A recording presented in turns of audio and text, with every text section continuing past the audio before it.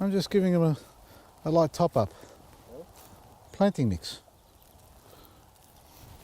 Bit of everything in it. How we going, everyone? Okay, yes, us got busted. I'm just top dressing my plants, folks, with a little bit of extra food, and I'm using our planting mix. Just a light sprinkle over the top, and it's something you can do as well. You can use planting mix. Our one's got a bit of everything in it. All our wonderful organic fertilizers, our superfood manures, casings, that's worm casting, sorry, and more, and compost. And you can do this with the planting mix. You can use compost from your local garden centre.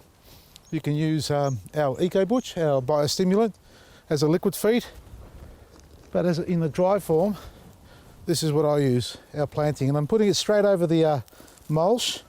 If you're wondering why I'm doing it like this, and that's quite fine. I'm not going to water it tonight because it's late in the afternoon, but tomorrow I'm going to give it a water, and it'll work its way down slowly into the soil, and that will just feed the microbes, you know, just populate it a bit more and kick them on a bit.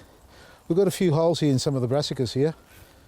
Now, I don't think there's snails because I've sort of dug around looking for snails.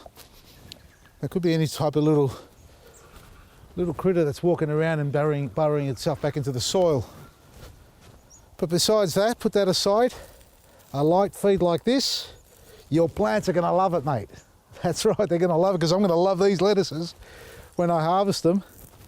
They're coming along really well. And another good tip for you, I did plant a lot here in one go, but I did sense plant extra plants in between seedlings, that is, and put a few extra kale, a few more lettuce plants as well down there, the smaller ones.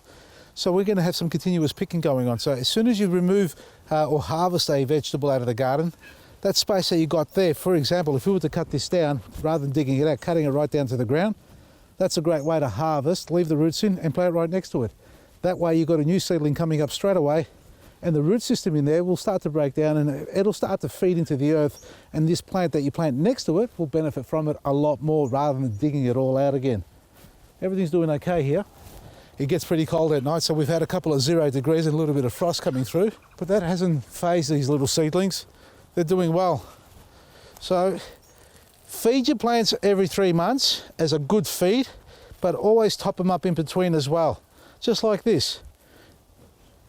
And you can try lots of great organic fertilizers out there and make sure they're organic.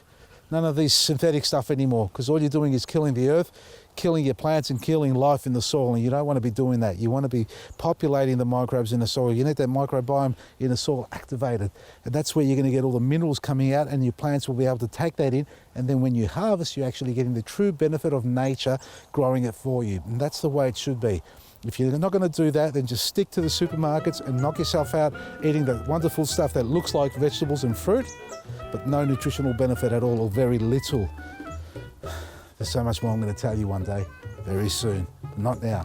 For now, enjoy your garden, get some planting mix into your garden, sow your big Malacca seeds, and get ready for springtime. And if you haven't booked in for our workshop on preparing your garden bed for spring, well, what are you waiting for? Get online and book now, and I'll see you soon. From me, Vasily, Maresi.